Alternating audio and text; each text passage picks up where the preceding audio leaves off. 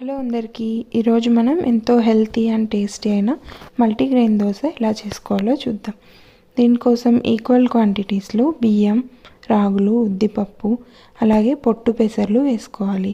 ఒక half glass అంత జొన్నలు, ఒక 2 స్పూన్ల శనగబ్యాళ్ళు, మెంతులు కూడా వేసి బాగా కడుక్కోవాలి.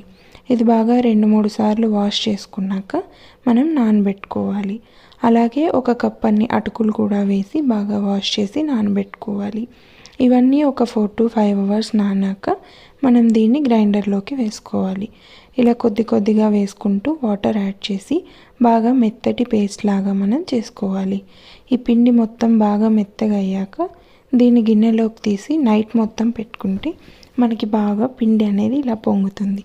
ఇప్పుడు దీన్ని బాగా మిక్స్ చేసి టేస్ట్కి సరిపడా సాల్ట్ వేసి మనం దోశలు వేసుకుంటే ఎంతో టేస్టీగా క్రిస్పీగా ఉంటాయి అండ్ హెల్తీ కూడా.